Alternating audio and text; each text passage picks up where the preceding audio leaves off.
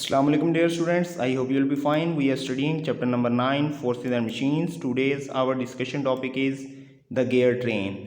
Gear system. Gear train को gear system भी कहा जाता है.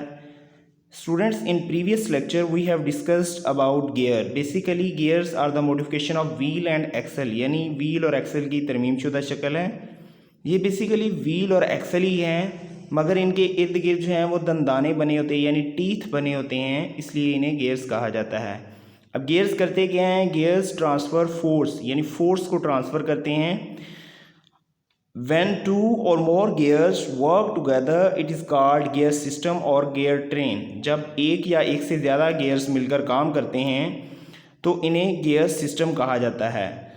अब इनमें जो है वो एक ड्राइविंग गियर कहलाता है और दूसरा ड्रिवन गियर होता है. अब ड्राइविंग गियर क्या होता है? जो फोर्स लगाता है उसे ड्राइविंग गियर कहा जाता है, जिस पर फोर्स लगाई जाती है, और जिसकी फोर्स की वजह से दूसरा गियर चलता है इसे ड्रिवन गियर कहा जाता है. फॉर एग्जांपल, अगर आप अपनी साइकिल को ही मिसाल लें तो उसमें जो बड़ा गियर जिसके साथ पैडल्स लगे होते हैं इससे जो है वो ड्राइविंग गियर कहा जाता है, और जो पीछे वाला गियर होता है यानी जो साइकिल के पिछले पहिए के साथ गियर अटैच होता है उसे ड्रिवन गियर कहा जाता है. स्टूडेंट्स, हम गियर को दो तरह से इस्तेमाल कर सकते हैं, एक स्पीड को बढ़ाने के लिए और दूसरा जो है वो स्पीड को जो है वो इंक्रीज़ यानी फोर्स को इंक्रीज़ करने के लिए. गियर्स को दो तरीक़ों से इस्तेमाल किया जाता है. When the driving wheel is larger and the driven wheel is smaller the gear system is used to increase speed.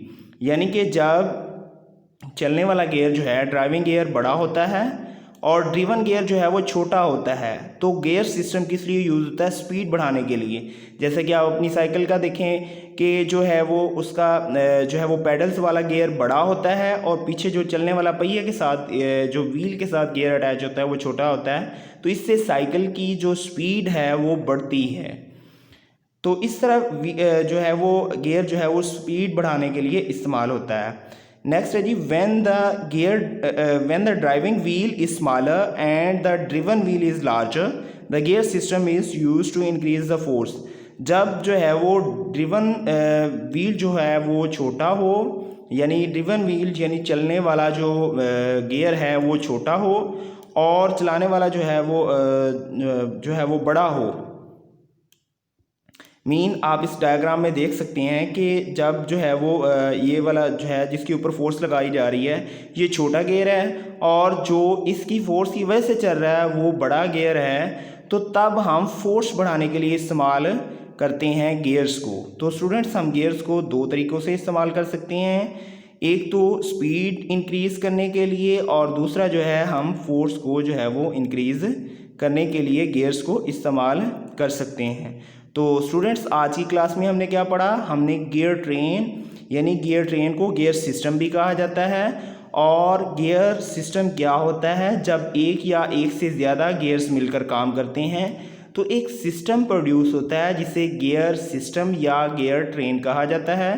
हम गियर्स को दो तरीक़ों से इस्तेमाल करते हैं, एक स्पीड बढ़ाने के लिए यानी टू इंक्रीज स्पीड, और दूसरा हम इसको जो है वो फोर्स बढ़ाने के लिए इस्तेमाल कर सकते हैं जो है वो फोर्स बढ़ाने के लिए.